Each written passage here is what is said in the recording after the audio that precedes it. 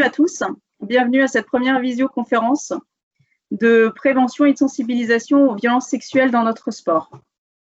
Je me présente, je suis Véronique Kolb, membre du conseil d'administration et du bureau exécutif de la fédération, en charge de la lutte contre les violences sexuelles.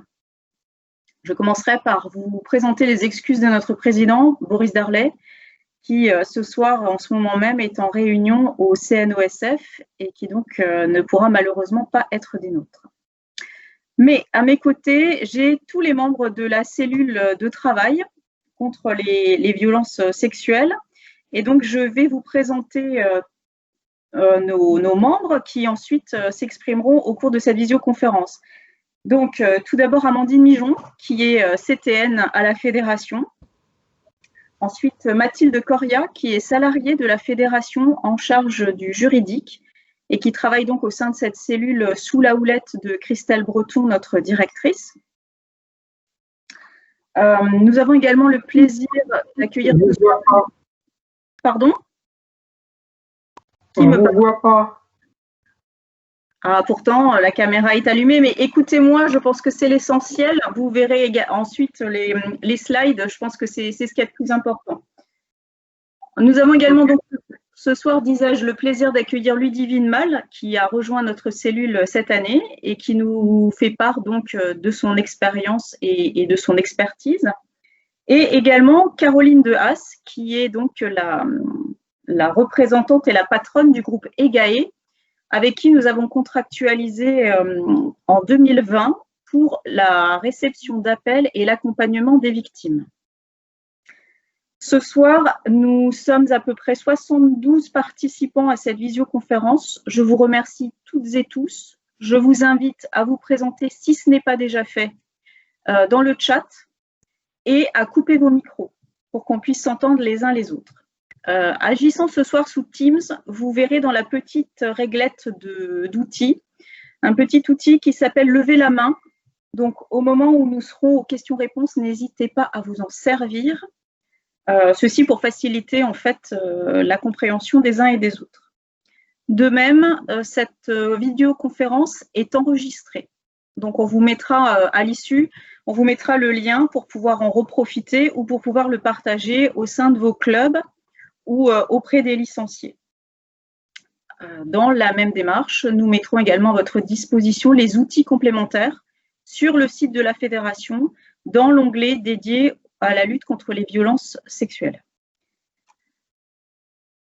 Voilà en toute petite introduction. Ensuite, 2 mots et ensuite je laisserai la parole à toutes mes camarades qui, vous le verrez, ont fait un travail absolument formidable.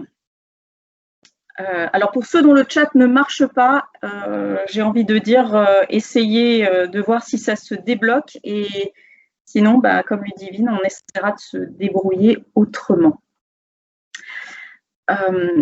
Oui, pourquoi une visio ce soir? Tout simplement parce que la fédération est engagée depuis 1 an et demi maintenant dans la lutte contre les violences sexuelles, qu'un énorme travail a été fait, que beaucoup d'actions ont été mises en œuvre, que nous avons contractualisé avec des partenaires. Vous voyez les logos en haut à gauche sur votre écran, donc l'association Colosse au pied d'argile et le groupe EGAE, et qu'il y a encore beaucoup de travail à faire. Et ce travail, nous ne saurions le faire sans vous, sans les membres des clubs ou des organes déconcentrés. Donc nous avons eu envie, avec la cellule de travail, de venir vous voir pour vous dire tout ce que nous avons déjà fait, tout ce à quoi nous avons pensé, et ensuite voir comment nous pourrions travailler ensemble. Vous rappelez également quels sont les droits et les devoirs à la fois des clubs, des licenciés et des organes déconcentrés. Voilà, donc je vais laisser la parole à mes camarades et nous nous retrouverons peut-être à la fin de la présentation pour un temps d'échange avec des questions-réponses. À vous les filles. Alors, bonjour à toutes et tous. Donc, moi, je suis Caroline De Haas, directrice associée du groupe EGAE. Est-ce que vous m'entendez bien? Oui. Super. Je vais vous parler rapidement de ce que nous dit la loi en matière de violences sexistes et sexuelles. Et donc, il y a en fait un mot-clé qui définit très précisément ce qu'on a le droit de faire ou pas faire. Ce mot-clé, c'est celui, donc ça, c'est valable dans le cadre du travail, mais c'est aussi valable à l'extérieur du travail, dans la vie associative, par exemple. Ce mot-clé, c'est celui de dignité. D'accord. En fait, on a le droit de faire quand même plein de trucs dans le cadre de la vie associative comme dans le cadre du travail, mais il y a quelque chose qu'on n'a pas le droit de faire, c'est d'atteindre à la dignité des individus. La dignité, elle a été définie notamment par le Conseil constitutionnel, et en fait, la loi considère que on peut parler aux gens, on peut interagir avec les gens dans la limite de l'atteinte à la dignité. Quand on parle de violences sexistes et sexuelles, il y a plusieurs termes sur lesquels on voulait vous proposer de revenir. On en a choisi 3. Il peut y en avoir d'autres, comme l'agissement sexiste, par exemple, ou l'outrage sexiste, ou l'injure à caractère sexiste, ou l'exhibition sexuelle. Si vous avez des questions sur ces autres types de violences sexistes ou sexuelles, on pourra y revenir. Ce qu'on vous propose, c'est de commencer par regarder la définition du harcèlement sexuel. Donc, on va vous proposer un petit quiz. Vous allez pouvoir répondre dans l'onglet Converser. Il y a je vous montre des cas, et puis vous me dites si selon vous c'est du harcèlement sexuel ou si selon vous c'est autre chose. Vous pouvez répondre dans l'onglet Converser, soit HS, harcèlement sexuel, soit autre chose. Alors, première possibilité, il lui a mis une main aux fesses dans les vestiaires. Est-ce que vous diriez que c'est du harcèlement sexuel? Vous pouvez écrire HS dans l'onglet Converser, ou est-ce que vous pensez que c'est autre chose? Je vais vous laisser une seconde pour répondre.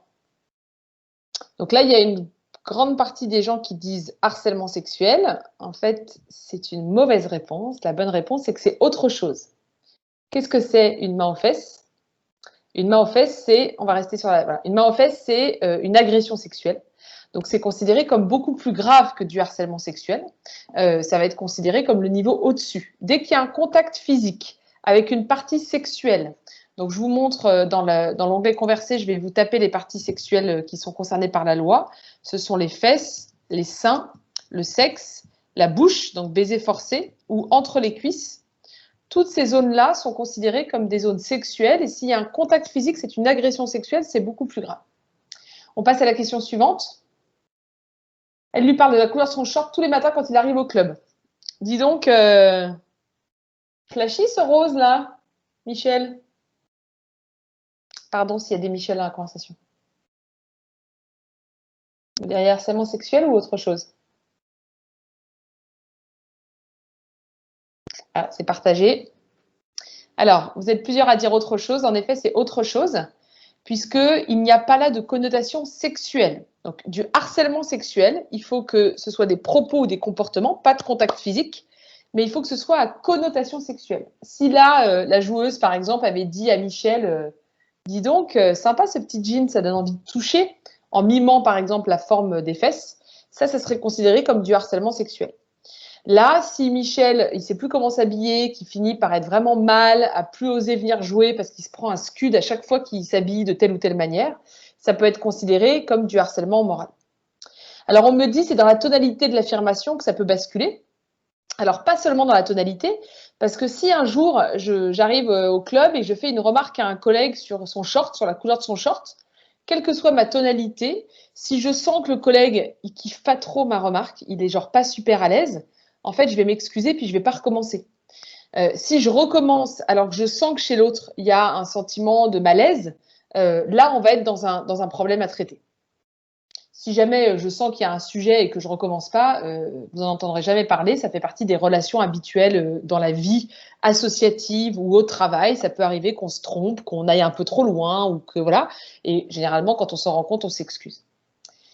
Alors, il y a une question, on va y répondre avec le cas d'après. Le cas d'après, je laisse passer les slides.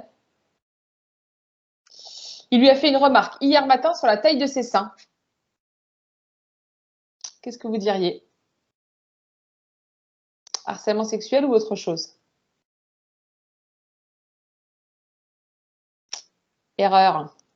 C'est pas du harcèlement sexuel, c'est autre chose. Pourquoi? Qu'est-ce qui manque pour que le harcèlement sexuel soit caractérisé, à votre avis?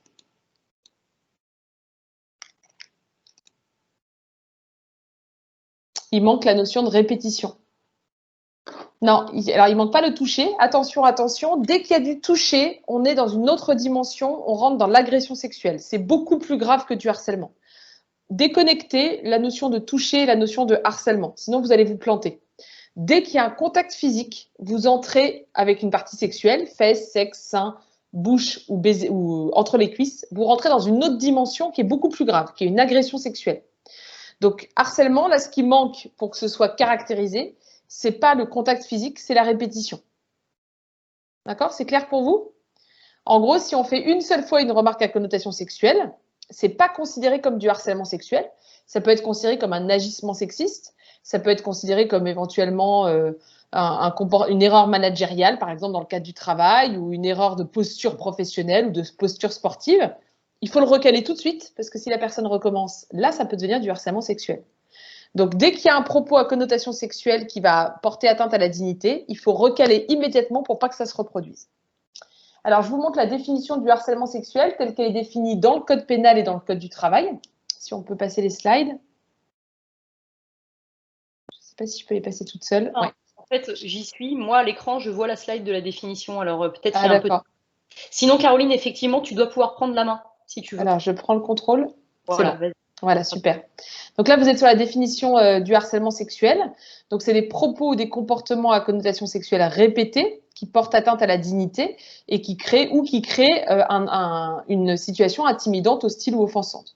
Donc, vous voyez bien que pour caler, toucher, pour caler la définition du harcèlement sexuel, il faut des propos ou des comportements, pas de contact physique, à connotation sexuelle répétés, et il faut qu'ils portent atteinte à la dignité. Si les propos ou comportements à connotation sexuelle répétés créent du plaisir chez l'autre, on appelle ça de la drague, un date, un crush, un plan cul, comme vous voulez, mais ce n'est pas du harcèlement sexuel. Le harcèlement sexuel, il est caractérisé à partir du moment où il y a atteinte à la dignité, où il y a intimidation, hostilité, offense.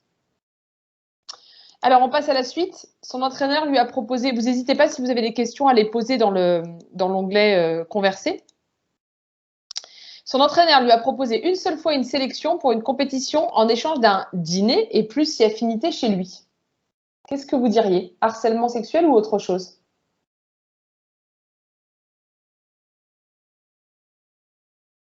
Alors, vous hésitez peut-être à cause de la répétition. Alors, ce n'est pas une proposition déplacée. Le mot proposition déplacée, comme geste déplacé ou comportement inapproprié, n'est pas caractérisé dans la loi. Donc, à chaque fois que vous utilisez ces mots-là, vous parlez de quelque chose qui n'est pas défini légalement. Soit on est face à un rapport entre êtres humains consentant, donc de la drague, de la relation humaine, et cela ne nous regarde pas. Soit on est dans un cadre de violence, c'est-à-dire où on va mettre l'autre mal à l'aise, et dans ce cas-là, on va être dans une qualification, et qualifier les choses, ça veut dire utiliser les termes du code pénal ou du code du travail. Et là, en l'occurrence, c'est du harcèlement sexuel, puisque le code pénal comme le code du travail considère qu'une seule fois, mettre pression à quelqu'un pour obtenir un acte sexuel, qu'on soit en situation de manager ou pas, en situation d'autorité ou pas, en situation de responsabilité ou pas, mettre la pression à quelqu'un pour obtenir un acte sexuel, c'est suffisant dès la première fois pour être qualifié comme du harcèlement sexuel. Donc, le harcèlement sexuel, c'est soit des propos ou des comportements répétés qui vont porter atteinte à la dignité, soit le fait une fois de mettre la pression à quelqu'un pour obtenir un acte sexuel. Vous avez ensuite des jurisprudences qui sont venues préciser la loi. Par exemple, le fait d'envoyer à quelqu'un une photo non sollicitée de son pénis, ce qu'on appelle, quand on parle de cyberharcèlement, un dick pic, ça va être considéré comme du harcèlement sexuel. Des sportifs qui font régulièrement des remarques à caractère sexuel et affichent des images pornographiques dans les vestiaires, à votre avis, ça c'est du harcèlement sexuel ou c'est autre chose?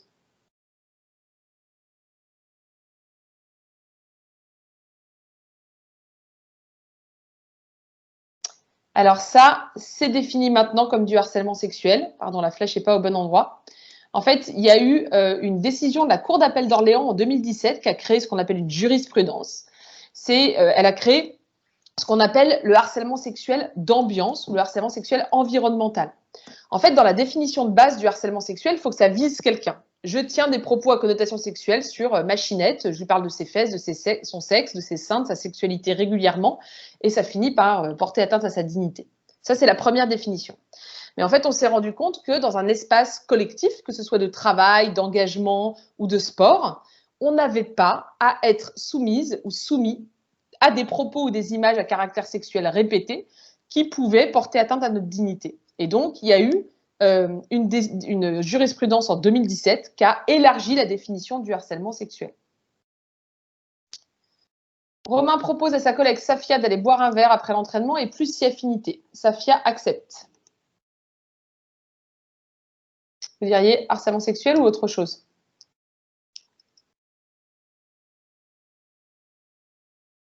Autre, comment on peut appeler ça?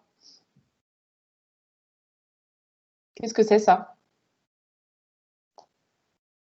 Ouais, de la drague. Les gens me disent parfois c'est rien. Moi, j'aimerais bien avoir des riens comme ça plus souvent, hein, qu'on m'invite à boire des verres. Donc, c'est pas rien, c'est de la drague, un crush. Vous appelez ça comme vous voulez. C'est une relation consentie entre adultes qui ne nous regardent pas. D'accord? C'est autorisé dans la loi d'avoir des rapports intimes avec les gens. Ce qui n'est pas autorisé, c'est de leur mettre la pression, de les rendre malheureux. Enfin, malheureux, pardon. Ça n'a rien à voir, parce que ça peut rendre malheureux une rupture, c'est quand même autorisé par la loi. C'est de leur mettre la pression d'atteindre leur dignité ou de faire en sorte qu'ils se sentent humiliés ou oppressés. C'est bon là-dessus? Alors, l'injonction à être plus expressif dans un tango ou une salsa, plus sexy à 12 ans. Alors, c'est pas pareil de dire d'être plus expressif ou plus sexy d'ailleurs, c'est pas la même chose. On peut considérer qu'être plus expressif, ça peut être une remarque professionnelle. On peut considérer que être sexy n'est pas une remarque suffisamment professionnelle ou basée sur la pratique du sport en question. Donc, le harcèlement sexuel, je vous l'ai dit, c'est soit des propos ou des comportements à connotation sexuelle répétés, soit le fait de mettre la pression à quelqu'un. Est-ce que c'est clair pour vous sur le harcèlement sexuel? Donc, pas de contact physique, d'accord? Si vous avez des questions, vous n'hésitez pas. Sur l'agression sexuelle et le viol, en fait, l'agression sexuelle, j'avance rapidement, c'est donc un contact physique avec une partie sexuelle. Je vous ai mis à l'écran, vous aurez le PowerPoint, hein, les 5 parties considérées dans la jurisprudence comme relevant d'une agression sexuelle. On estime qu'il y a 553 000 femmes chaque année victimes d'agressions sexuelles en France. Les femmes sont extrêmement majoritaires parmi les victimes des violences sexistes et sexuelles, puisque ces violences, en fait, sont l'expression d'une inégalité qui existe dans la société entre les femmes et les hommes, que ce soit en termes de salaire, d'accès aux postes à responsabilité, etc. Et en fait, les violences sont une des composantes de ces inégalités. Et donc, quand on parle de violences sexistes et sexuelles, les statistiques sont assez claires en matière d'adultes, hein, je veux dire. Sur les enfants, c'est plus partagé, mais pour les personnes adultes, ce sont les femmes qui sont extrêmement majoritaires parmi les victimes. Et le viol, la définition du viol, c'est la pénétration sexuelle. On estime qu'en France, il y a 94 000 viols ou tentatives de viol par an de femmes adultes. Donc, ça fait plus de 250 par jour. Donc, ça, c'est un chiffre souvent qui vient percuter notre imaginaire, puisqu'on ne vit pas encore dans une société totalement pacifiée du point de vue des rapports entre les femmes et les hommes.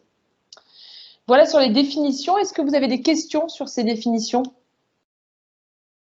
Ou est-ce que c'est clair pour vous sur la différence entre le harcèlement et l'agression et le viol?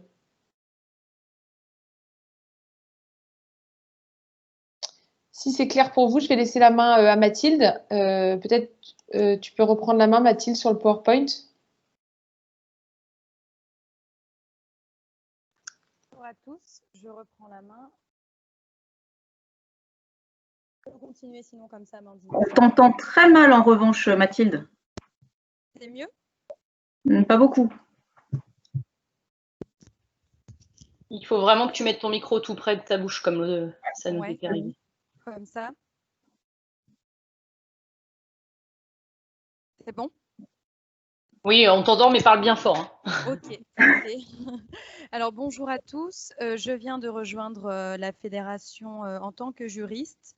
Alors, je vais simplement ajouter, par rapport à tout ce qui a été exposé par Caroline, le rôle de la fédération dans le cadre de cette lutte et de la prévention contre les violences sexuelles.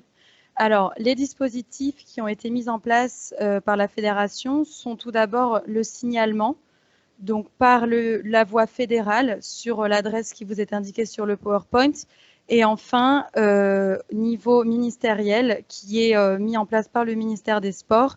Et alors, on ne voit pas très bien l'adresse, donc signal-sport@sports.gouv.fr.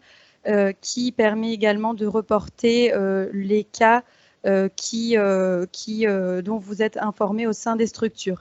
Alors justement, on va parler d'information et donc il y a un second dispositif qui est celui de la transmission des informations.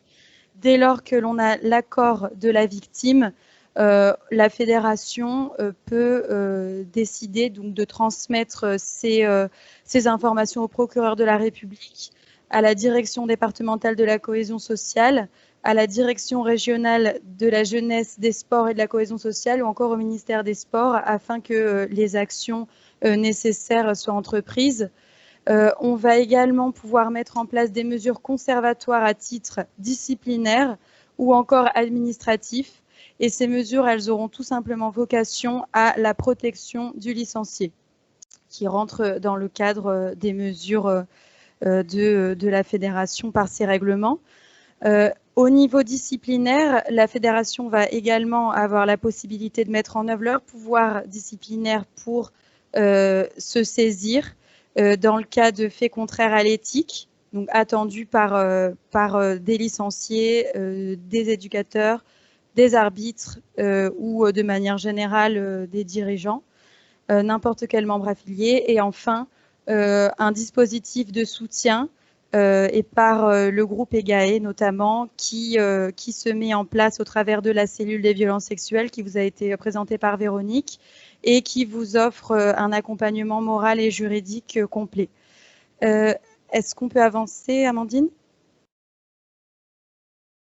Alors, dernièrement, niveau fédéral, l'Assemblée générale du 8 juillet a permis d'arrêter certaines mesures qui ont déjà commencé à s'exécuter, donc notamment au niveau disciplinaire, à savoir que la personne membre d'une structure qui ne procède pas aux remontées d'informations nécessaires dans le cadre des faits qui viennent d'être exposés, notamment par Caroline, s'expose à des sanctions disciplinaires.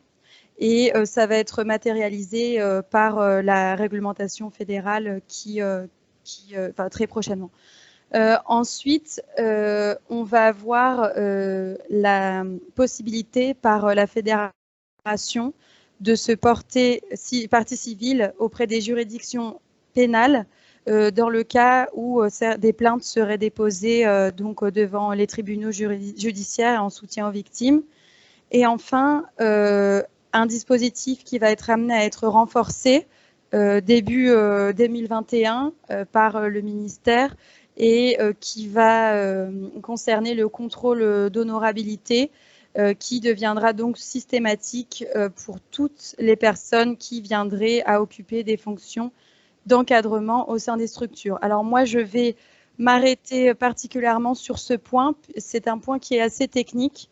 Donc, je vais essayer de vous le présenter au travers des slides en me collant au texte parce que vous verrez, il y a beaucoup d'informations et bien sûr, répondre à vos questions si vous en avez. Donc, on peut avancer, s'il te plaît, Amandine. Voilà. Donc, qu'est-ce que c'est que le contrôle d'honorabilité? Il a été mis en place par l'article L212-9 du Code du sport et il dispose que les éducateurs qui exercent au sein des fédérations, de leurs organes déconcentrés et de leurs membres, à savoir les clubs, sont soumis à une obligation d'honorabilité. Alors, cet article plutôt, il établit une liste d'infractions pour lesquelles une condamnation va entraîner l'incapacité d'exercice de fonctions d'éducateur sportif et d'exploitant d'établissements d'APS dans le cas donc, où cette personne a fait l'objet d'une condamnation qui est définitive et qui est prévue expressément par cet article 212-9. Donc, il faut savoir que, je ne vous le détaille pas, l'article 212-9 renvoie au premier titre du Code pénal.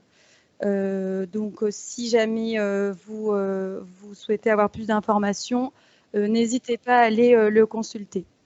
Alors, les dispositions de cet article vont s'appliquer à toutes les personnes qui exercent à titre rémunéré ou encore bénévole et également aux éducateurs qui sont détenteurs d'une certification et aux personnes en cours de formation. Donc, par certification, on va entendre diplôme, titre à finalité professionnelle ou encore un certificat de qualification. Donc, cet article, il a été étendu par une loi de 2017 aux exploitants d'établissements d'activités physiques et sportives. Donc, c'est prévu à l'article L322-1 du Code du sport. Alors, l'article 212-9, combiné avec celui de l'article 212-1 pour le cas particulier des éducateurs, donc, va permettre une lecture finalement plus large et cette interdiction va couvrir alors toutes les fonctions exercées à titre rémunéré ou bénévole. Et là, on va parler donc d'entraînement, d'enseignement, d'animation, d'encadrement, d'activités physiques et sportives à titre principal et secondaire, de façon habituelle, saisonnière ou occasionnelle. Donc, c'est-à-dire qu'on va passer à une visée plus large, à savoir l'interdiction va concerner donc ces fonctions auprès de tout public, mineur ou majeur. Peu importe la qualification ou la dénomination des fonctions qui vont être retenues dans la discipline, à savoir entraîneur, moniteur, coach, manager ou préparateur, dès lors que ça va concerner donc ces 4 qualifications: entraînement, enseignement, animation ou encadrement. Enfin, on ne va pas cantonner non plus cette interdiction à la détention du diplôme ou du brevet fédéral. Et on va surtout étendre cette interdiction à voilà, la qualification d'éducateur. Elle ne va pas s'arrêter à quelque chose de répété.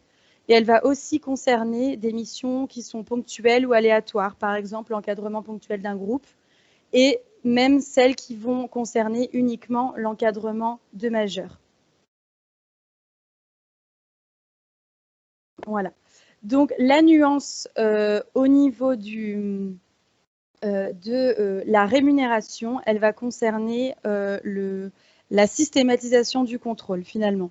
Puisque pour les éducateurs sportifs rémunérés, on va avoir un contrôle annuel systématique qui va être réalisé lors de l'examen de la déclaration obligatoire d'activité, donc qui est notamment prévu par un autre article du Code du sport et qui prévoit que tous les éducateurs qui désirent, on reprend la définition, enseigner, animer, encadrer ou entraîner contre rémunération à titre d'occupation principale ou secondaire de façon habituelle, saisonnière, occasionnelle, doit se déclarer auprès de la direction départementale de la cohésion sociale ainsi que de la protection des populations de son lieu principal d'exercice.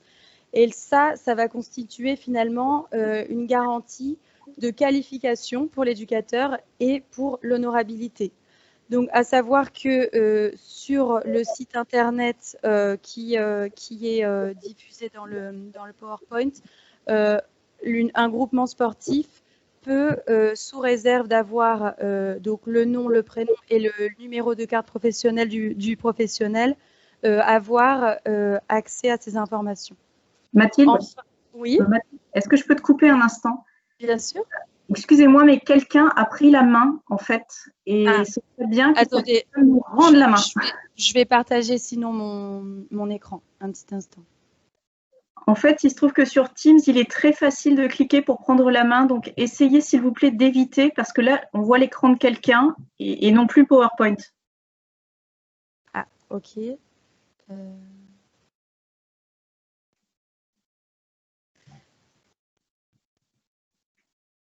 Est-ce que vous voyez le PowerPoint? Non, on te voit toi et on voit le PowerPoint, mais pas en slide en fait.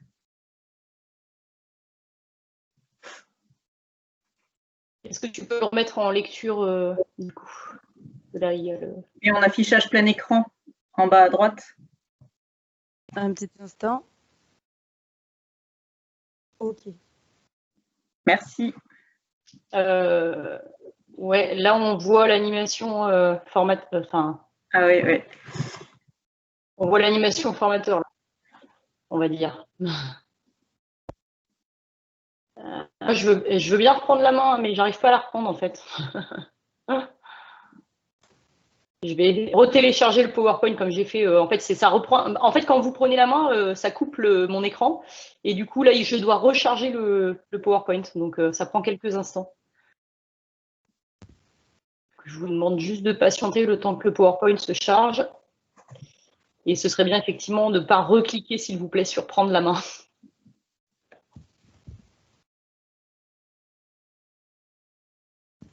Merci. Alors, est-ce que c'est bon? A priori, oui. Alors, donc, je reprends tout simplement où j'en étais. Voilà, donc, je vous parlais de la nuance au niveau de la systématisation des contrôles, donc par rapport aux éducateurs sportifs rémunérés qui, eux, vont engendrer un contrôle annuel systématique et notamment au moment où ils vont faire leur déclaration d'activité.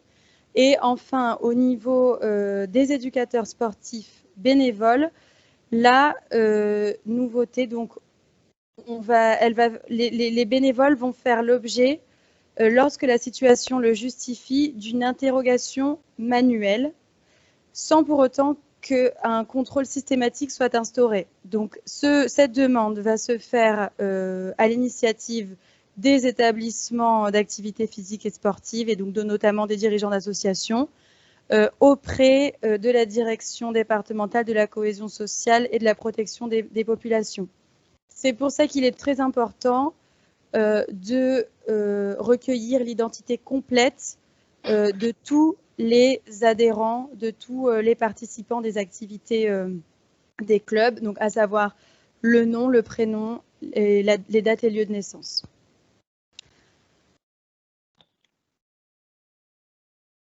Alors, en quoi consiste ce contrôle? Tout d'abord, la consultation du bulletin numéro 2 du casier judiciaire. Alors, ce bulletin numéro 2 mentionne toutes les condamnations qui sont devenues définitives, à savoir que le délai de recours a expiré, et les condamnations pour lesquelles les juridictions n'ont pas fait de demande expresse d'exclusion de la mention de la condamnation.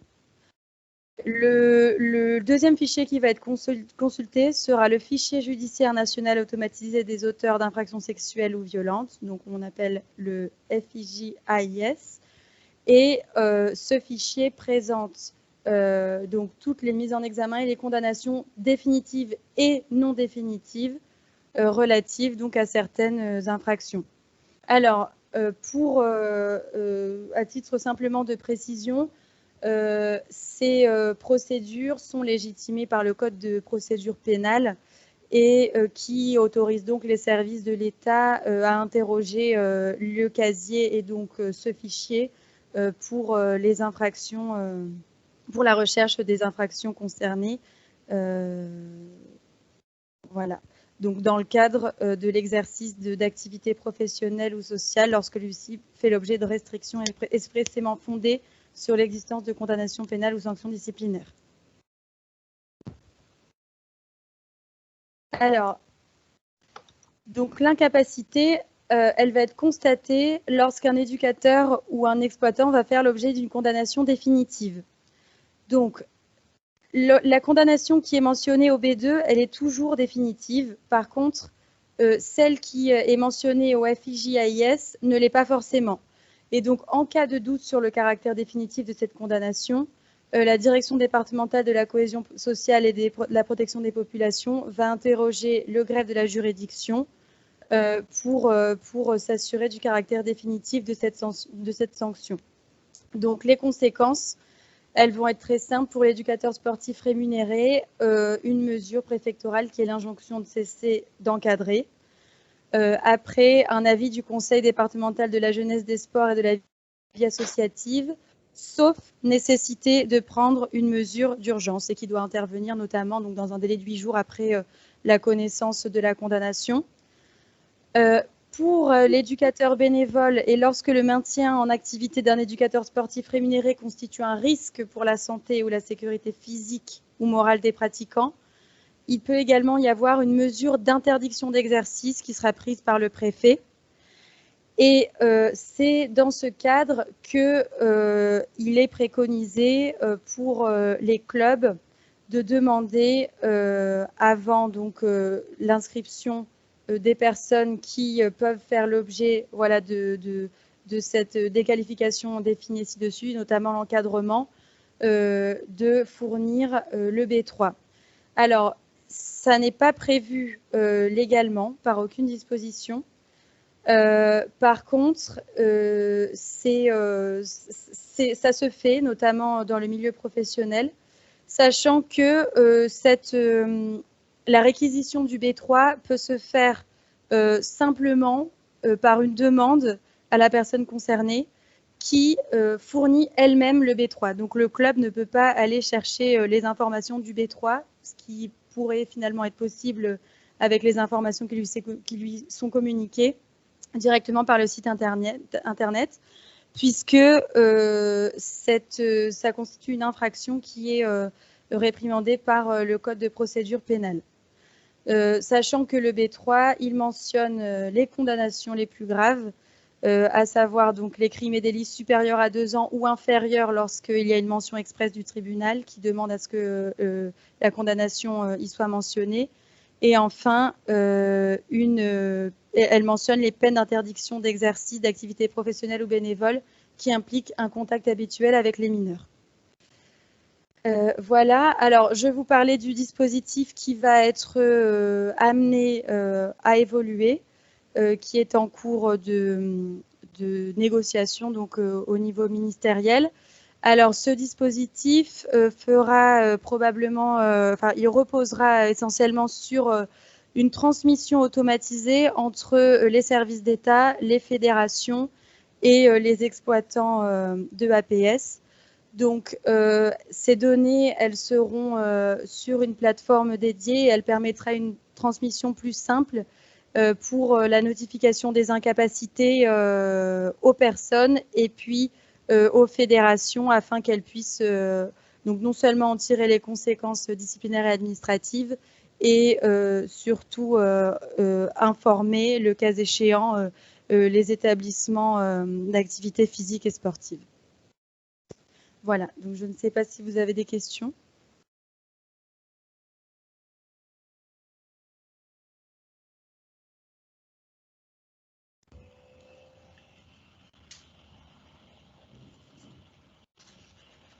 Alors, je ne vois pas le chat, donc s'il y a des questions, à la limite, on y répondra peut-être plus tard, Mathilde, à moins qu'il y ait quelque chose à rajouter. Pour ma part, non. Et n'hésitez pas, d'ailleurs, si vous avez des questions qui vous viennent plus tard, vous pouvez toujours me solliciter par l'adresse mail juridique@ffroller-skateboard.com qui est également disponible sur le site internet. Ouais, je vous coupe juste 2 secondes, les filles. Il y a effectivement une question qui est juridique. C'est quelle administration sera consultée? Est-ce que c'est celle où siège la fédération et qui est compétent pour prendre une mesure? Celle du lieu d'exercice ou non? Alors, quelle administration sera consultée? On parle bien du dispositif qui va être mis en place à compter de janvier 2021?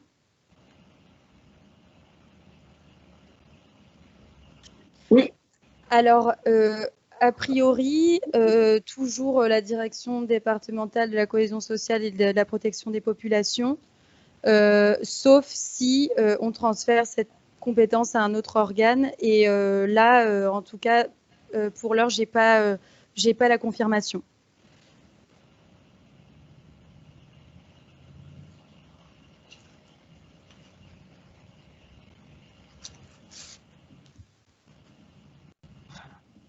Ok, Ludivine, je pense que tu peux prendre la suite. Ça marche. Merci beaucoup. Bonsoir à tous. Je suis Ludivine Mal. Je suis patineuse à la fédération et j'ai rejoint la cellule au mois de juin. Car je suis une ancienne victime et ce soir, pour pouvoir jouer votre rôle, j'aimerais vous parler des signes d'alerte d'une victime et comment les reconnaître. Alors, tout d'abord, il est important de rappeler que tout le monde peut être touché, hommes, femmes, enfants et adolescents, et nous sommes tous et toutes concernés. Comme l'a dit Caroline, une grande majorité des victimes sont des femmes, puisqu'elles représentent 96% des victimes. Mais il est tout de même important de rappeler que 4% de ces victimes sont bien des hommes, et c'est une part à ne pas négliger.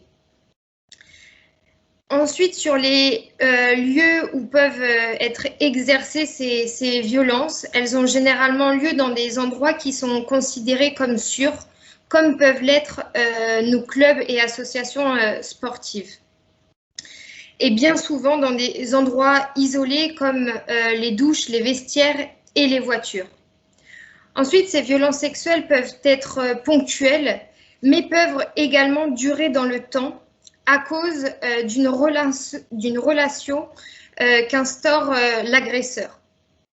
Pour cela, l'agresseur s'attaque souvent à des personnes en recherche affective, comme un enfant par exemple, ou en tout cas d'une faille qu'a la victime pour maintenir cette relation.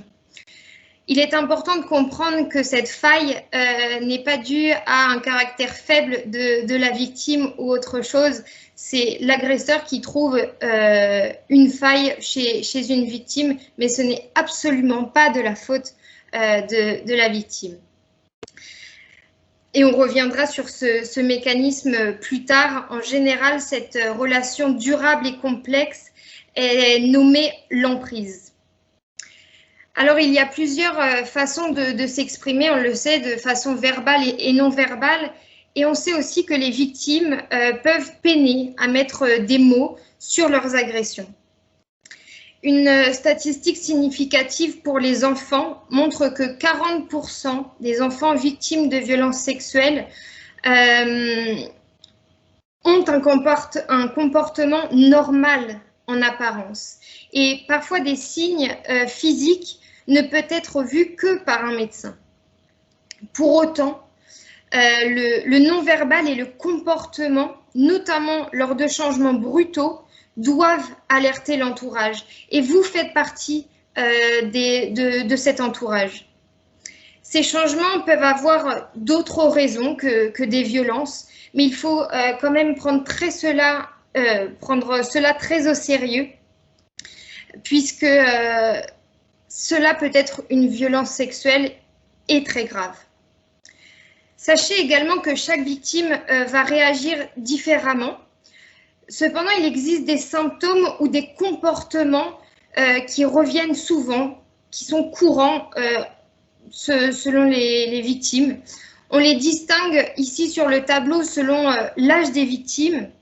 Bien entendu, ces symptômes peuvent être cumulatifs et peuvent durer dans le temps si ces victimes ne sont pas prises en charge. On note notamment en petite enfance des troubles du sommeil, des peurs et des cauchemars qui reviennent fréquemment, des masturbations compulsives et des dessins parfois explicites et un peu trop pour leur âge.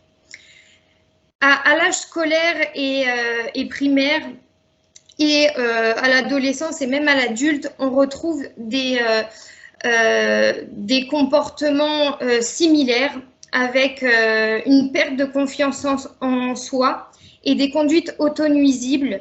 Ce que je veux dire par des conduites autonuisibles, c'est des consommations excessives d'alcool, de drogue ou même des conduites hypersexualisées. Et on le retrouve très jeune. Ces conséquences, elles sont dues à un lourd secret, un secret trop lourd à porter. Et il faut également comprendre la position de la victime. Pourquoi, dans certains cas, préfère-t-elle garder le silence? Alors, il y a plusieurs raisons à ça, et encore une fois, ces raisons peuvent être cumulatives. Il y a tout d'abord la peur de ne pas être crue, et elle peut représenter une seconde violence sur son parcours.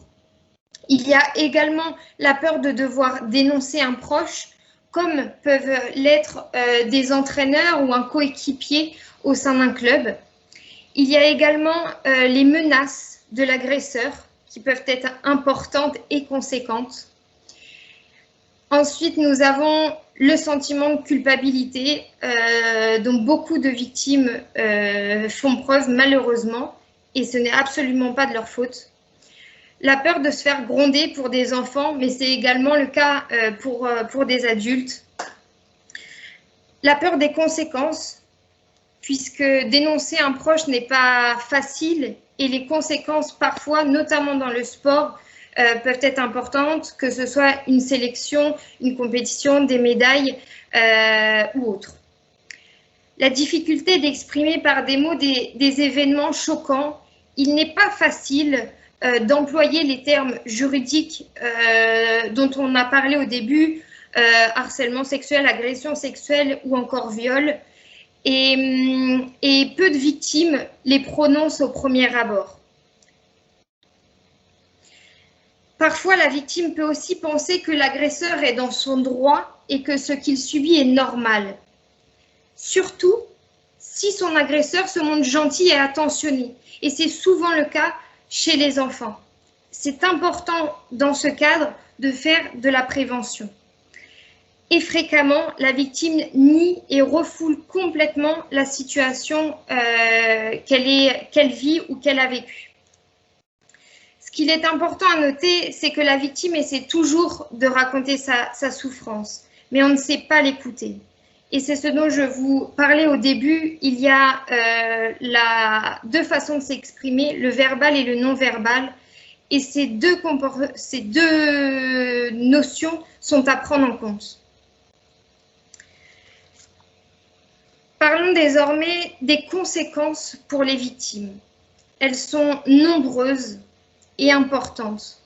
L'importance et le nombre des conséquences dépendent des types d'agressions rencontrées, de la durée, de la possibilité de parler ou non, la capacité de son entourage à savoir l'écouter, à croire la victime, son âge, etc. Mais une violence, quelle qu'elle soit, et malheureusement, provoque un sentiment de honte et d'humiliation et dépossède les victimes de leur propre corps. Et on voit ici plusieurs conséquences pour la victime. Encore une fois, elles peuvent être longues. On note notamment les stress, les flashbacks en cas d'amnésie traumatique, c'est-à-dire qu'on n'a plus conscience de ce qu'il s'est passé ou non. Les idées suicidaires, les pertes d'estime de soi, les troubles du sommeil et bien d'autres encore. J'aimerais porter votre attention sur une statistique sur la gauche qui montre qu'une victime sur deux agressée dans l'enfance a tenté de se suicider. Je trouve cette statistique absolument énorme et effroyable. Et c'est dans ce cadre que vous avez un rôle, c'est de ne pas laisser de victimes, qu'ils soient enfants ou adolescents ou adultes, seuls. Car ces conséquences sont trop importantes pour les laisser seuls.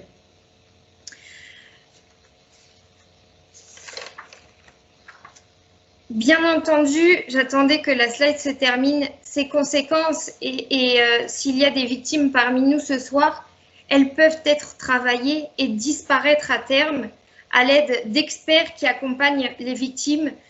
Et les victimes ne vont pas forcément d'eux-mêmes voir ces experts et ça fait partie de notre rôle en tant que cellule avec EGAE, etc., d'apporter du soutien à ces victimes et les accompagner vers ces personnes qui sont qualifiées pour les écouter et pour la suite de leur vie. Alors, si j'ai un message ce soir à faire passer, étant une ancienne victime, je connais la difficulté que les victimes rencontrent et je souhaite dire à toutes les victimes, parlez. Parlez parce que ce pouvoir, il est libérateur. Et vous, les clubs, les dirigeants, les responsables, les coéquipiers, coéquipières, vous avez aussi un rôle et nous avons tous un rôle, celui de prévenir, celui d'écouter et de déclarer les agissements. Soyez donc attentifs aux alertes et écoutez. Je vais laisser la parole maintenant au groupe EGAE qui vous expliquera les mécanismes de l'agresseur. Et n'hésitez pas si vous avez des questions, mais je ne peux les voir. On me les transmettra. Il n'y en a pas pour l'instant, Ludivine. Merci beaucoup, Ludivine.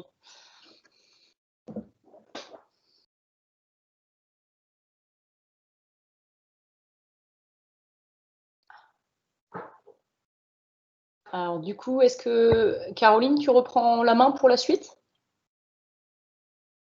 Pardon, j'avais commencé avec le micro éteint, c'est la journée. Donc, merci beaucoup, merci Ludivine. Je vais vous présenter très rapidement les mécanismes qui sont mis en place par les personnes violentes. En fait, on observe que d'une histoire à l'autre de violence, mais des histoires qui peuvent être très différentes, il y a des mécanismes communs qui se mettent en place du côté du comportement de la personne violente. Volontairement ou pas, consciemment ou pas, on retrouve d'une histoire à l'autre, que ce soit une histoire d'agression sexuelle sur mineur, de harcèlement sexuel, que ce soit une histoire de tentative de viol ou de viol, on retrouve des points communs. Le premier, c'est qu'il y a de la part de la personne qui harcèle, en fait, il va repérer, on l'a déjà dit, chez la victime, ce qu'il va considérer comme une faille ou comme un élément de vulnérabilité. Il n'y a pas besoin que ce soit réel, hein. Parfois c'est juste dans la tête de la personne violente.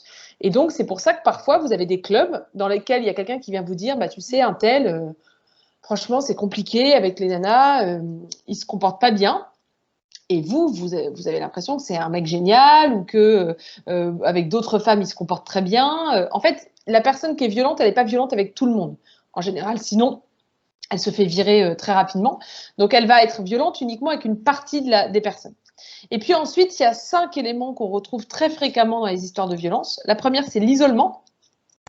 Donc, on va avoir tendance à proposer des rendez-vous le soir ou chez soi ou à rester le soir tard dans les vestiaires avec la personne toute seule. Ou voilà. Donc, on va avoir une tentative d'isolement pour que la personne se retrouve seule. On va lui proposer de la raccompagner chez elle, par exemple, tout seul dans la voiture. Bon. Le deuxième élément, c'est la dévalorisation. Donc, si quelqu'un dans votre entourage sportif vous dit, tu sais, une telle ou un tel, c'est vraiment nul, mais elle est complètement con, mais franchement, mais bête à manger du foin, mais débile. Enfin voilà. Si quelqu'un vous dévalorise quelqu'un d'autre, ça doit être un signal d'alerte pour vous. C'est qu'il y a un truc qui dysfonctionne, d'accord? On peut critiquer les compétences sportives de quelqu'un, on peut critiquer la posture professionnelle ou la posture sportive de quelqu'un, mais par contre, dévaloriser quelqu'un, atteindre à sa dignité, c'est un signal d'alerte. Quatrième élément, c'est l'inversion de la culpabilité. Et ça, c'est très fréquent dans les histoires de violence. Non mais c'est vrai, j'ai mis la main en fesse, j'aurais pas dû. Mais en même temps, t'as vu la taille de sa jupe? Non mais c'est vrai que je lui ai mal parlé. Mais en même temps, t'as vu ce qu'il m'a fait là comme truc? Enfin, c'est de la merde quoi. Bon, voilà. Donc ça va être toujours la tentation de reporter sur la victime la responsabilité des violences. D'accord? Ça va être aussi parfois de reporter sur d'autres. Oui, c'est vrai que je parle mal aux gens, mais en même temps, t'as vu comme moi on me parlait avant. Ou c'est vrai que je parle mal aux gens, mais en même temps j'ai des problèmes en ce moment à la maison. Donc toujours dire, en fait, c'est la faute de quelqu'un d'autre.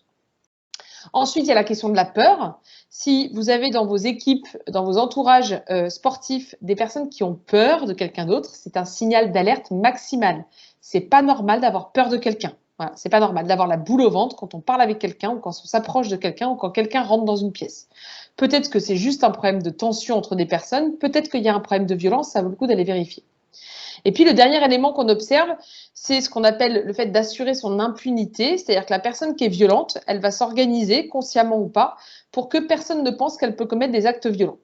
Donc parfois, elle va se faire passer pour quelqu'un de très engagé sur les questions de la lutte contre les violences, par exemple, ou elle va être absolument adorable avec 90% du club, et puis il va y avoir un comportement violent avec quelqu'un d'autre, etc., etc.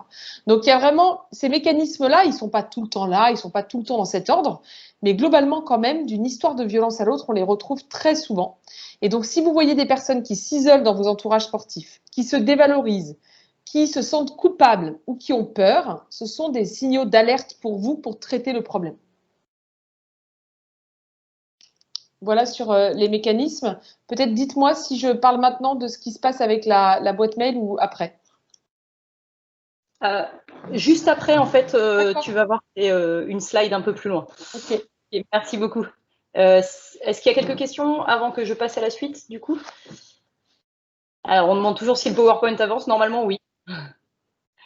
Ok, alors je poursuis du coup. Donc, je suis Amandine Mijon, conseillère technique nationale à la Fédération. Je suis moi aussi, donc je fais moi aussi partie de cette cellule de lutte contre les violences sexuelles. Et à mon tour, je prends la parole ce soir pour vous présenter en fait les outils que la Fédération a mis en place et continue pour mettre en place aujourd'hui, et vous expliquer en fait le rôle de chacun.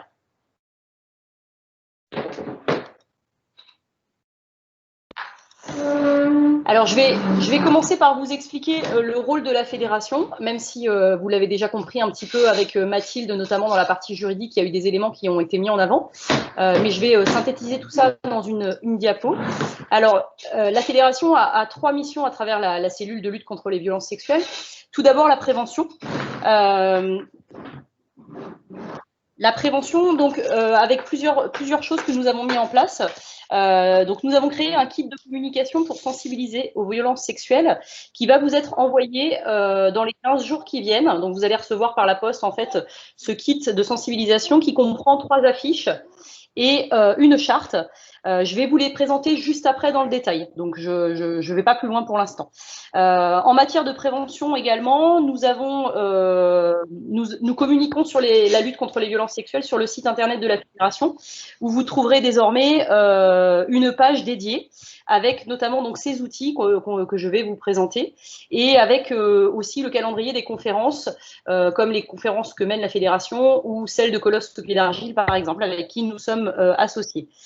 En matière de prévention aussi, nous diffusons le plus largement possible le mail d'alerte dont parlait Caroline tout à l'heure. Donc j'y reviendrai juste après dans la deuxième mission de la Fédération.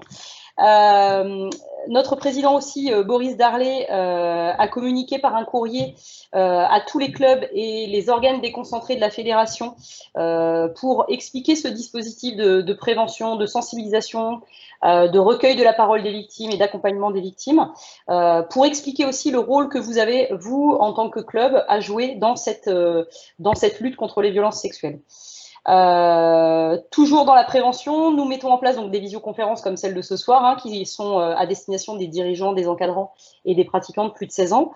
Nous avons également créé une séquence de formation sur la sensibilisation et cette séquence de formation, elle est conduite dans toutes les formations bénévoles, donc les BIF, les BEF, et dans les formations professionnelles, les CQP et les DEGEPS. Voilà, donc il y a un module d'1h30 sur la sensibilisation aux violences sexuelles. Donc aujourd'hui, tous les futurs initiateurs, entraîneurs bénéficient de cette sensibilisation et de cette prévention. Enfin, en matière de prévention, avec nos partenaires, nous avons mis en place une formation professionnelle des cadres techniques donc en novembre 2019 avec l'association Colosse au pied d'argile. Nous organisons des conférences de sensibilisation toujours à destination des dirigeants, des encadrants, des pratiquants avec l'association Colosse au pied d'argile lors de grands rendez-vous dans les disciplines. Ça a été le cas au patinage artistique en 2018. Ça a été le cas également début 2020 pour la course avec un séminaire des entraîneurs. Et ce sera le cas également dans les autres disciplines de la fédération dans les mois et les années qui viennent. Nous incitons aussi les clubs, les comités départementaux et les ligues à se rendre aux conférences publiques de l'association Colosse au pied d'argile, conférences qui ont lieu sur le territoire régional et qui sont des conférences donc publiques, comme je disais, ouvertes à tous. Aujourd'hui, nous dénombrons environ 1000 personnes qui ont été touchées par ces conférences. Donc ça, c'était en matière de prévention et j'avais le petit logo de l'association Colosse au pied d'argile puisque nous avons, comme je l'ai dit, ce partenaire depuis mars 2019 avec qui nous avons conventionné. Ensuite, la deuxième mission de la fédération, c'est le recueil de la parole des victimes et des alertes. Alors à ce propos, je voulais rappeler, parce que je crois que Mathilde ne l'a pas fait tout à l'heure dans la partie de ce que nous dit la loi.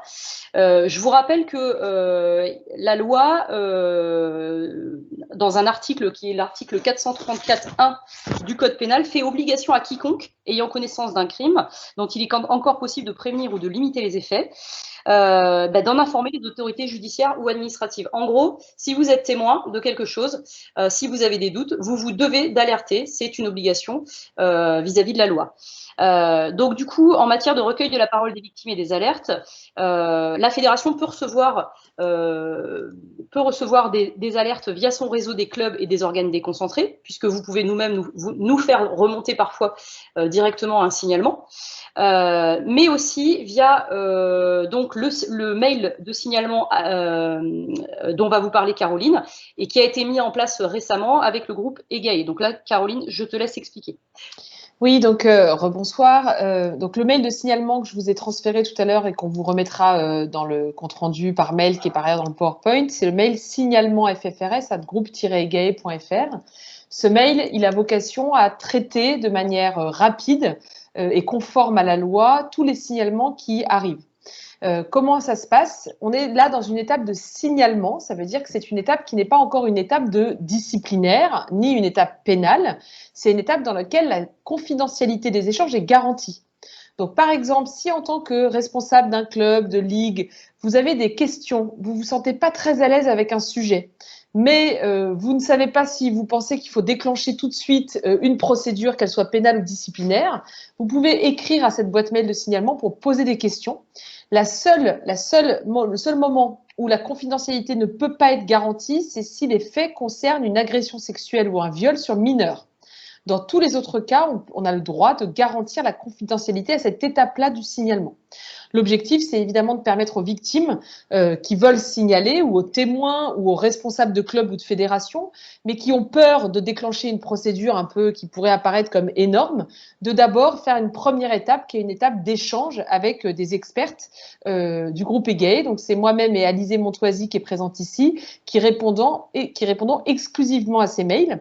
Et quand nous recevons un mail, nous prévenons la cellule de veille sans lui donner l'identité de la personne qui nous écrit. On fait un premier entretien avec la personne et en accord avec la personne, on fait un compte-rendu à la cellule de veille. Si jamais les faits nous semblent suffisamment graves et caractérisés, on va faire un mail au responsable, au président de la commission disciplinaire pour lui donner connaissance des faits et qu'il puisse ou non décider de l'ouverture d'une enquête. Mais donc cette boîte mail, c'est vraiment une boîte de signalement qui a vocation à traiter les problèmes et à faire en sorte de proposer des solutions à toutes les personnes qui nous écrivent. Parfois, on nous écrit pour des faits qui ne sont pas caractérisés sur le plan pénal ou sur le plan du droit du travail. Par exemple, on va nous écrire pour une ambiance sexiste. Ça donne en général pas lieu à une enquête disciplinaire. Par contre, ça peut donner lieu à une intervention avec la direction du club pour sensibiliser les équipes et faire en sorte de faire baisser le niveau de sexisme dans la structure. Par contre, parfois, on nous écrit pour des faits qui peuvent relever du harcèlement ou d'une agression. Et dans ce cas-là, on va prévenir la cellule en accord avec les victimes et prévenir la commission disciplinaire. Nous, notre rôle, il est donc d'accueillir la parole en tant qu'experte de l'accompagnement des victimes. Et puis, il est aussi notre rôle dans le conseil aux personnes en leur disant, voilà, ce que vous me décrivez, ça pourrait relever de tel type d'agissement. On parle au conditionnel, nous, on n'est pas là pour faire les enquêtes. Mais ce que vous me décrivez, ça pourrait rentrer dans la case harcèlement sexuel. La fédération doit vous protéger et souhaite vous protéger. C'est une volonté aujourd'hui, comme depuis un moment de la fédération, de protéger les victimes et d'agir à la fois conformément au droit et en étant engagé dans une démarche de prévention des violences. Voici les solutions à votre portée. Voilà. Est-ce que c'est clair pour vous l'explication? Sinon, vous n'hésitez pas si vous avez des questions, évidemment. Merci Caroline. Si on a des questions, voilà, vous nous le signalerez dans le chat. Dans tous les cas, le rôle de la fédération est ensuite, si un signalement nous est remonté par EGAE ou nous arrivait directement, s'il est caractérisé, notre rôle est de ensuite signaler à notre tour, comme Mathilde vous l'a expliqué tout à l'heure, au procureur de la République, au ministère des Sports, à la direction départementale de la cohésion sociale et à la direction régionale jeunesse et sport et cohésion sociale. Voilà.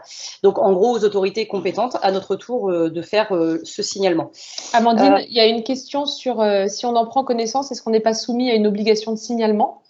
Alors, comme je l'ai dit tout à l'heure, la loi m'impose en tant que citoyenne, moi je ne suis pas responsable de la fédération, je ne suis pas en direction, je ne suis pas en responsabilité juridique à la fédération. La loi m'impose à signaler au procureur tout fait de maltraitance, d'agression sexuelle ou de viol ou tentative de viol sur mineur dont j'aurai connaissance. Donc ça, c'est très clair. Les gens, quand ils m'écrivent, je leur dis ça de manière à ce qu'ils sachent que s'ils me signalent un fait comme ça, je suis obligée de le signaler. Ça m'est d'ailleurs déjà arrivé dans une autre boîte de signalement pour une autre structure que quelqu'un ne veuille pas me signaler parce que la victime ne voulait pas qu'il y ait un déclenchement d'une procédure pénale et m'écrivent en disant hypothétiquement, si jamais je vous racontais ça, qu'est-ce qui se passerait? De manière à récupérer les infos sans me donner des informations précises sur les faits qui s'étaient passés. Donc voilà, ça c'est la première chose. Après, nous, notre objectif au groupe EGAE, et c'est comme ça qu'on a construit le dispositif avec la fédération, c'est de traiter 100% des cas. 100% des cas. Quand les gens nous écrivent, c'est qu'ils veulent que les problèmes soient réglés. C'est extrêmement rare dans toutes les boîtes mail que j'ai gérées dans plein d'entreprises, de fédérations sportives, d'associations, d'ONG, de ministères. Dans 100, allez, j'exagère, peut-être dans 99% des cas, les signalements ont débouché sur un signalement officiel à la Fédé. Vous voyez, c'est extrêmement rare que les gens nous écrivent pour finalement dire je veux absolument rien faire. Et nous, notre travail, et ça c'est pour ça aussi que nous on sait faire, parce que ça fait, on gère beaucoup de cas dans plein de domaines différents, c'est de convaincre évidemment les personnes qu'une action doit être menée et de les rassurer sur le fait qu'ils seront et qu'elles seront protégées par la fédération dans le cadre du processus. Je ne sais pas si ça répond à la question. Alors, je poursuis. Ok, on a dit oui. Enfin, la troisième mission de la fédération et de la cellule de lutte contre les violences sexuelles, c'est l'accompagnement des victimes. Sur ce sujet-là, donc les associations, enfin l'association Colosse au pied d'argile et EGAE avec lesquelles nous avons conventionné, peuvent prendre le relais de la fédération, notamment pour accompagner les victimes sur le plan psychologique en les orientant vers des professionnels compétents, des thérapeutes, des psychologues, voilà. Et également sur le plan judiciaire en les orientant vers des avocats spécialisés.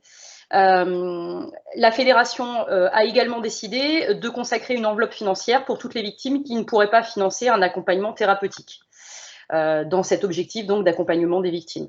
Enfin, Mathilde l'a dit tout à l'heure, la fédération peut désormais aussi se porter partie civile s'il y a un procès et si la victime le souhaite. Donc ça, c'était voilà, une petite présentation du rôle de la fédération. Mais comme je le disais tout à l'heure, c'est le rôle de tous de réagir, de prévenir et de sensibiliser. Et donc, c'est le rôle des clubs, de vous qui êtes là ce soir, et de tous les autres qui ne sont pas là ce soir, bien évidemment aussi. Il est essentiel, votre rôle dans la lutte contre les violences sexuelles. Il est indispensable que chacun de vous, du coup, s'engage à nos côtés dans cette campagne nationale de sensibilisation, grâce notamment donc à ce kit qui va vous être envoyé, comme je vous le disais, dans les 15 jours qui viennent et que vous allez recevoir par la poste. Vous allez donc pouvoir afficher les supports de sensibilisation aux violences sexuelles qui sont donc les 3 affiches « Grandir, prévenir et réagir ». Je vous les présente juste après. Et la charte « Mon club s'engage dans la lutte contre les violences sexuelles ». En tant que club, vous avez aussi comme rôle de vérifier, on le disait tout à l'heure, la validité de la carte professionnelle de vos éducateurs. J'y reviens pas. Vous avez ici le lien pour aller sur le site eapspublicsport.gouv.fr. Vous devez de renseigner l'identité complète des éducateurs bénévoles via Rollscanet afin de pouvoir procéder au contrôle d'honorabilité. Donc ça, c'est une redite. Vous pouvez également demander le bulletin numéro 3 du casier judiciaire des bénévoles intervenants, voilà, qui n'est pas tout à fait la même chose que les éducateurs. Hein. Les bénévoles intervenants, on l'a vu tout à l'heure, c'est tous ceux qui gravitent autour des sportifs et qui n'ont pas forcément un rôle pédagogique vis-à-vis d'eux. Vous pouvez aussi, en tant que club, bien sûr, organiser des temps de sensibilisation aux violences sexuelles avec des associations qui peuvent vous aider à le faire. Bien évidemment, comme l'a présenté tout à l'heure très justement Ludivine, c'est votre rôle de rester attentif aux signes d'alerte qui vous ont été présentés. C'est également votre rôle de faire respecter la charte qui va vous être présentée juste après dans votre club. Et enfin, c'est votre rôle en tant que citoyen et en tant que voilà, dirigeant de club, pratiquant, enfin citoyen lambda finalement, hein, d'alerter si vous êtes témoin de violences sexuelles et de faire un signalement. Alors, je vous présente les 3 affiches que vous trouverez dans le kit. Donc, la première affiche, c'est l'affiche Grandir. Alors, cette affiche-là, elle s'adresse aux patineurs, aux patineuses, aux skateurs, aux skateuses et a pour objectif de leur donner des conseils de vigilance pour se protéger des violences sexuelles. Donc là, c'est en tout petit hein, sur votre écran, mais je vous donne un exemple. Dans les vestiaires, je me change uniquement avec des personnes du même sexe que moi. Sous la douche, aucun adulte ne m'accompagne, c'est ma douche. En déplacement, dans la voiture ou le minibus, je monte à l'arrière, c'est ma place, etc., etc. Je ne lis pas tout, bien évidemment, sur la fiche. Hein. Vous en prendrez connaissance par vous-même. Vous les retrouverez sur le site de la fédération et prochainement dans votre boîte aux lettres. Alors, cette affiche, elle doit être affichée dans un lieu de rassemblement des pratiquants et à hauteur des yeux des enfants. Parce que bien souvent, on colle les affiches à hauteur des yeux des adultes et on oublie que les enfants, bon, ils ne sont pas toujours concernés, mais là, en tout cas, c'est le cas. Ils sont concernés par cette affiche. Il faut donc qu'elle soit visible de leurs yeux et il faut donc qu'elle soit affichée pas très haut. Vous verrez, cette affiche, elle sera en 2 exemplaires dans le kit que vous allez recevoir afin que vous puissiez, par exemple, l'afficher dans les vestiaires et donc dans les 2 vestiaires. Alors, Cette affiche, elle doit être également lue une première fois et expliquée aux enfants en début de saison, pour qu'ils comprennent bien et qu'ils sachent ce qui est indiqué dessus. Ensuite, vous avez une deuxième affiche qui se nomme « Prévenir les violences sexuelles ». Alors, cette affiche, elle s'adresse aux encadrants, les éducateurs, les bénévoles et aux dirigeants du club. Elle est découpée en 2 parties, donc je suis encadrant en haut et je suis dirigeant d'association en bas. Donc, elle vise à rappeler les bonnes conduites à tenir pour les encadrants et les bons réflexes à avoir pour les dirigeants afin de prévenir les violences sexuelles. Elle doit être affichée dans un lieu de passage, à la vue de tous, afin de garder à l'esprit ces bonnes pratiques et afin de faire connaître à vos adhérents votre engagement dans la lutte contre les violences sexuelles et le rôle de vigilance que chacun se doit d'avoir. Je vous donne un exemple.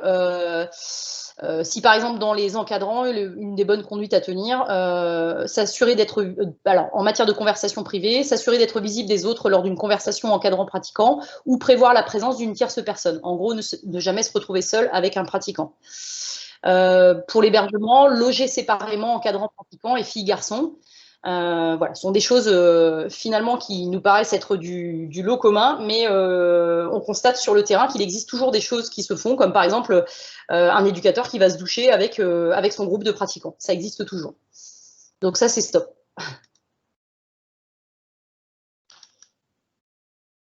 Enfin, la troisième affiche, qui est l'affiche qui se nomme « Réagir contre les violences sexuelles ». Alors, cette affiche, elle s'adresse à tous. Elle explique à qui et comment signaler des faits de violence sexuelle si on est victime ou témoin. Elle doit être affichée dans un lieu de passage pour être vue de tous. Elle ne doit pas être affichée trop en hauteur comme tout à l'heure afin d'être visible à la fois des enfants et des adultes, puisque ça concerne tout le monde. Et elle doit être aussi lue et expliquée à vos adhérents en début de saison.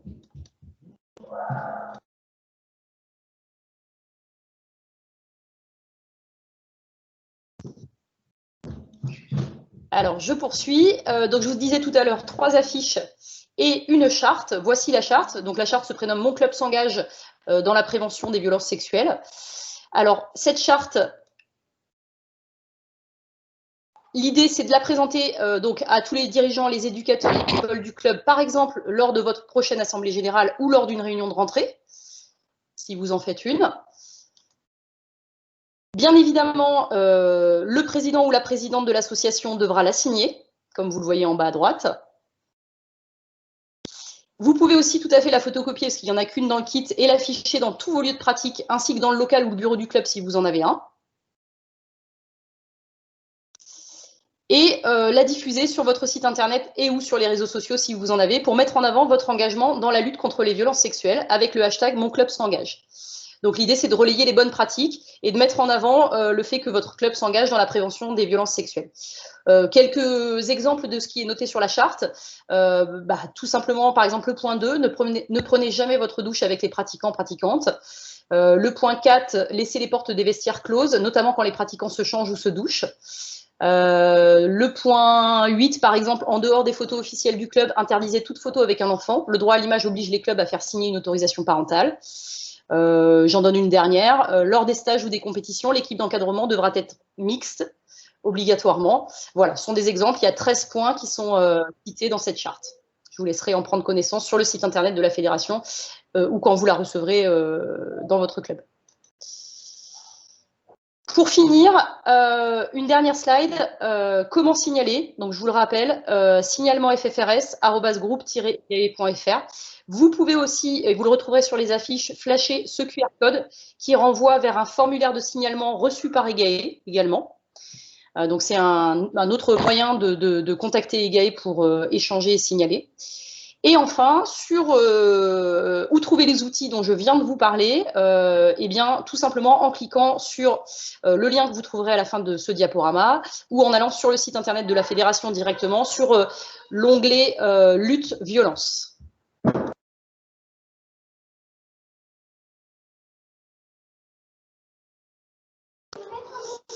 Voilà, je vous laisse maintenant éventuellement poser vos questions si vous en avez.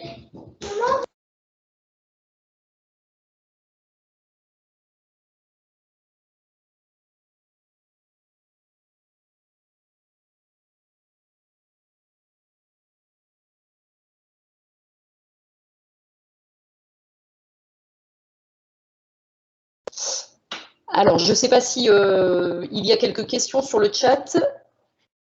Il y a une question peut-être, Amandine, sur une personne qui dit que c'est très axé enfant. C'est Caroline qui parle.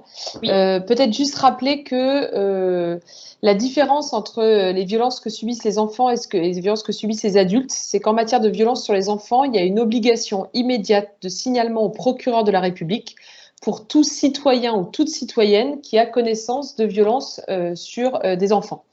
La loi précise maltraitance, agression sexuelle ou viol. Crime en fait ou agression sexuelle. Donc c'est la particularité des violences que subissent les enfants, mais en fait en dehors de cette particularité, la réaction elle est la même, c'est-à-dire que tout type de violence commis dans le cadre de l'activité sportive doit être signalé pour être traité de manière immédiate, que ce soit traité d'un point de vue interne, donc en faisant en sorte que les personnes qui commettent les violences, si les violences sont avérées, soient sanctionnées sur le plan interne, sur le plan sportif, et puis que ça puisse être traité aussi sur le plan pénal si les violences relèvent d'un délit ou d'un crime.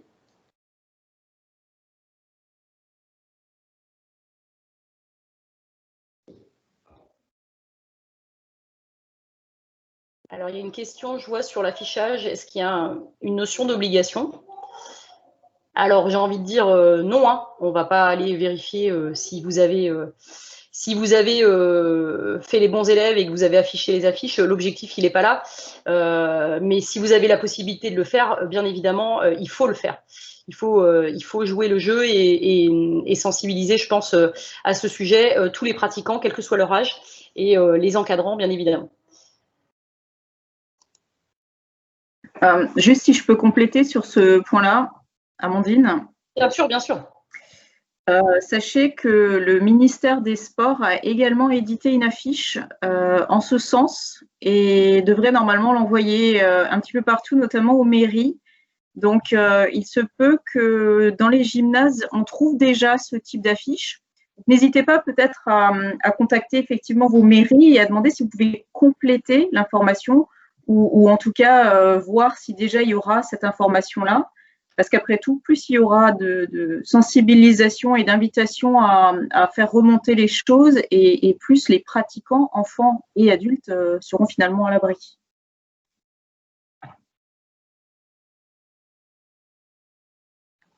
Il y a une question sur la mixité de l'encadrement lorsque les pratiques sont exclusivement féminines.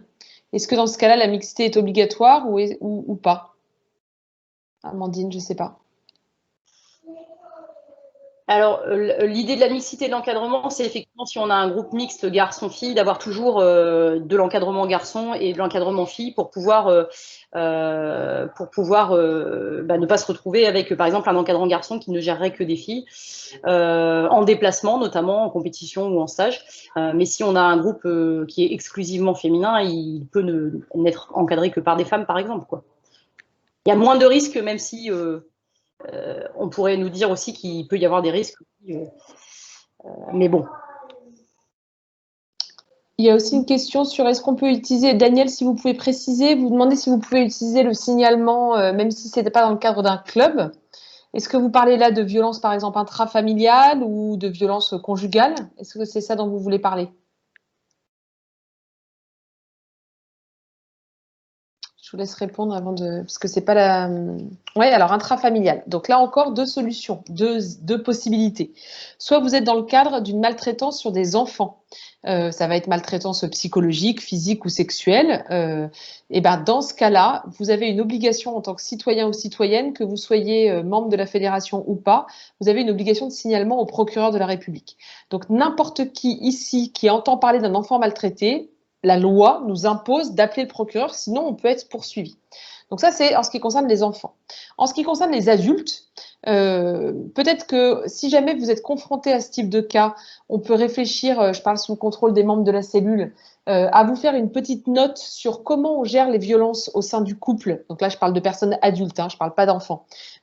Si on a une sportive, par exemple, ou un sportif qui vient nous dire « moi j'ai un problème, en ce moment c'est difficile, ma mère elle est victime de violences de la part de mon père », ou une sportive qui vient dire bah, « mon mec, il n'est pas dans la fédé, il ne fait pas de sport, mais il m'empêche de venir, il me contrôle », donc vous sentez qu'il y a une problématique de violence au sein du couple. Peut-être qu'on pourrait vous créer un petit outil, si c'est utile, de savoir comment réagir. Vous n'avez pas dans ce cas à le prendre en charge du point de vue de la fédé. La fédé doit traiter les cas qui concernent la pratique sportive, qui ont lieu dans le cadre de la pratique sportive. Attention, la jurisprudence est assez élargie, hein. Une soirée après un match entre joueuses et joueurs, ça va être considéré comme relevant de la responsabilité sportive, de la responsabilité de la fédé. Par contre, si c'est exclusivement intrafamilial, ça ne sera pas de votre responsabilité. Par contre, on peut vous donner des outils pour ne pas être complètement démunis par rapport à ça. Vous avez la possibilité, par exemple, de les orienter vers le 3919, qui est le numéro de téléphone. Pour les enfants, c'est le 119. Vous avez la possibilité de les orienter vers le Centre d'information des droits des femmes et des familles, le CIDFF. Il y en a 106 sur tout le territoire, donc quasiment un par département. Voilà, vous avez plusieurs outils et ça, nous, on peut vous construire, si c'est une demande, on verra peut-être avec la cellule, mais on peut vous construire un petit outil pour savoir comment gérer ça. Et puis, pour répondre sur la suite des signalements, ça fait partie aussi des éléments sur lesquels on a pas mal travaillé, on est en train de travailler avec la cellule. L'idée, c'est aussi de faire un suivi, c'est-à-dire qu'à chaque fois que quelqu'un contacte la boîte mail de signalement, la personne soit informée de la suite donnée. Si jamais il y a une procédure disciplinaire, une commission disciplinaire qui se lance, que les personnes, évidemment les personnes mises en cause, mais aussi les personnes victimes ou les personnes qui témoignent dans le cadre de cette commission, soient bien informées du déroulé. Ça fait partie des éléments qui sont remontés plusieurs fois et qu'on va cadrer le plus possible.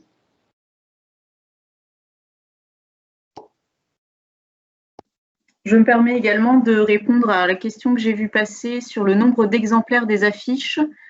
Si je ne m'abuse, on va vous mettre à disposition les PDF de ces affiches, donc n'hésitez pas à les imprimer et à vous en servir autant que de besoin. Oui, alors vous pouvez effectivement, Véronique, vous pouvez les trouver d'ores et déjà sur la page lutte violence sur le site internet de la fédération. Ils sont déjà disponibles. Ah ben voilà. Alors, à quel moment la personne mise en cause est informée? La personne mise en cause est informée dès le déclenchement d'une procédure disciplinaire à son encontre. Donc là, on n'est plus dans la phase de signalement, on est dans la phase d'une procédure disciplinaire. Lorsque vous mettez en place une procédure disciplinaire, la première personne qui légalement doit être informée, c'est la personne mise en cause. Vous n'avez pas le droit de mener une enquête sur quelqu'un sans que la personne soit prévenue. Et donc, c'est dès le début de la procédure que la personne est informée quand il y a une procédure qui est lancée. On nous demande si on a prévu de sonder sur les expériences. Est-ce que vous voulez parler des expériences vis-à-vis de la cellule de signalement, par exemple, qu'au bout de 6 mois, on fasse une sorte de retour sur ce sondage? Ah, une enquête nationale. Je vais laisser la cellule répondre là-dessus.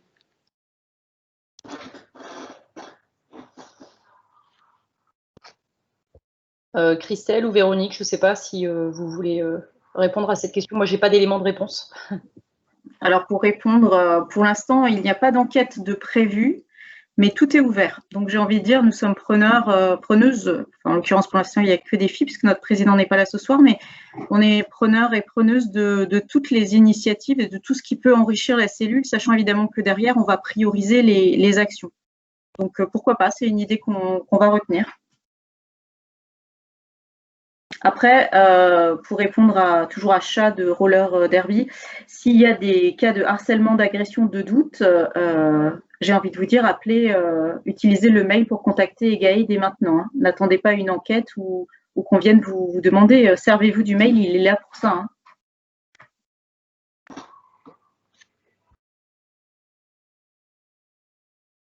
Alors, peut-être pour répondre à Rigaudot, alors je donne la réponse en tant qu'experte et puis je laisse la cellule compléter si c'est pas conforme aux règles collectives qui sont fixées. La priorité des priorités, lorsque vous avez un encadrement d'hommes avec un groupe de femmes, c'est de veiller. On sait que c'est des zones, ce qu'on appelle à risque, c'est-à-dire que c'est des zones où il peut y avoir des violences. Conscientes ou inconscientes d'ailleurs de la part des personnes qui encadrent. Et donc, en fait, le meilleur moyen d'agir, c'est de mettre en place des mécanismes de prévention. C'est-à-dire mais comme dans un encadrement au travail, c'est-à-dire moi je suis manageuse d'une dizaine de personnes, j'ai des zones à risque. Par exemple, quand je suis très fatiguée ou quand j'enchaîne 4 journées de formation, je sais que le vendredi, après 4 journées de formation, c'est une zone à risque pour les personnes que j'encadre parce que je suis très fatiguée et je peux m'énerver plus rapidement. Et donc, dans ces cas-là, je fais de la prévention. J'arrive le matin et je dis, bon, bah, attention, je suis crevée, donc voilà, je vais faire attention, mais si je vous parle un peu trop durement, vous me le dites tout de suite et puis je réatterris, quoi. Et ben, c'est pareil quand on est dans un encadrement non mixte de personnes, de femmes, donc 2 hommes qui encadrent des femmes. Moi, je vous encourage à aborder le sujet avec elles en disant, on sait qu'on est dans une société dans laquelle les rapports entre les femmes et les hommes ne sont pas des rapports à égalité aujourd'hui. Nous, on a envie de faire ce club, cette équipe, une zone sans violence. Et donc, on veut réfléchir avec vous à comment on peut faire ça. Je ne sais pas si ça répond correctement. Véronique, Ludivine, Mathilde, Amandine, dites-moi. Mais je crois que tout simplement, après, à un moment donné, il faut se confronter avec la réalité du terrain également. Si vous avez que 2 encadrants hommes, là, on parle également lors de déplacements, après, à voir si vous pouvez vous arranger avec des bénévoles parents pour qu'il y ait des mamans ou autres, ou alors et suivre effectivement le conseil de Caroline, parlez-en avec les pratiquants. On sait très bien qu'il y a des clubs où il n'y a que des femmes qui encadrent ou que des hommes. À un moment donné, à l'impossible, nul n'est tenu, mais on tend à aller vers un mieux. C'est un peu une réponse de Normand, je sais bien, mais à un moment donné, c'est difficile aussi d'empêcher la pratique.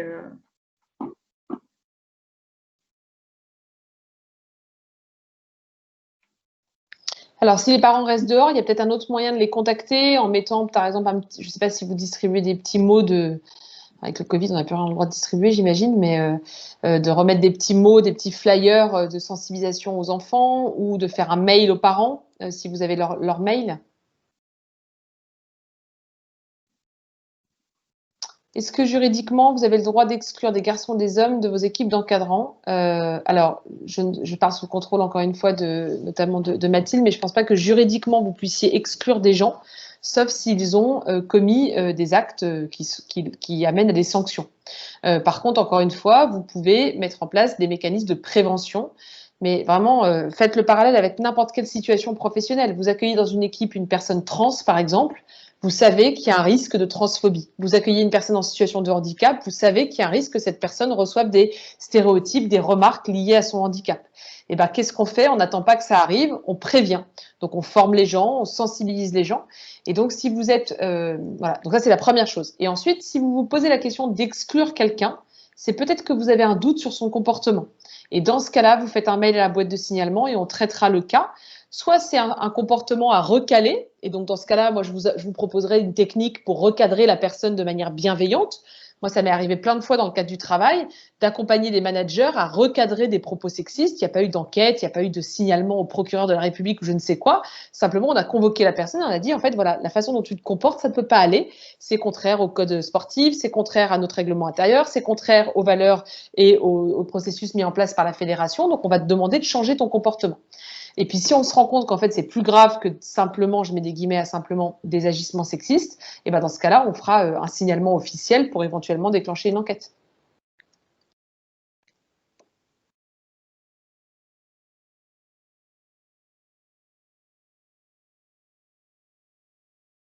Est-ce qu'il y a d'autres questions ?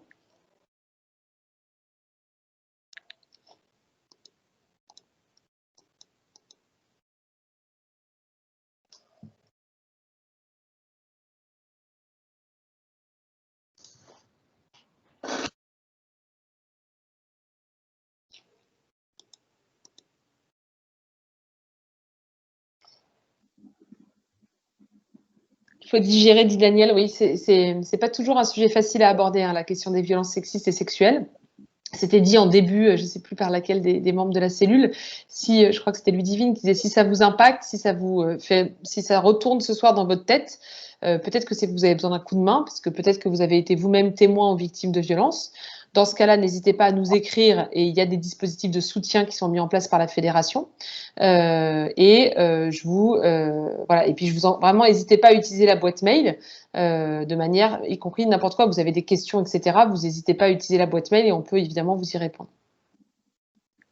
Et par ailleurs, n'oubliez pas non plus que le replay sera disponible sur la boîte à outils et l'ensemble des liens, documents et informations aussi, pour vous permettre peut-être de digérer ça et de le repartager d'ici quelques temps.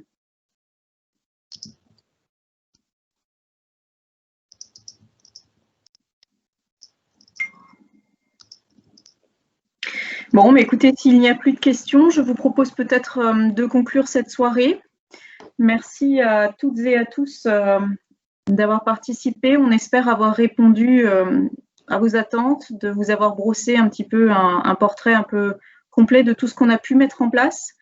Et maintenant, j'ai envie de dire à vous de jouer sur le terrain auprès des licenciés. En cas de doute, vous aurez compris, n'hésitez pas à utiliser le mail d'alerte, il est là pour ça. N'hésitez pas non plus à nous écrire, à nous faire part d'idées, de suggestions, à poser des questions. Et à bientôt, donc peut-être à nouveau pour compléter ou pour apporter d'autres informations ou des avancements dans nos travaux. Merci beaucoup, bonne soirée et à bientôt.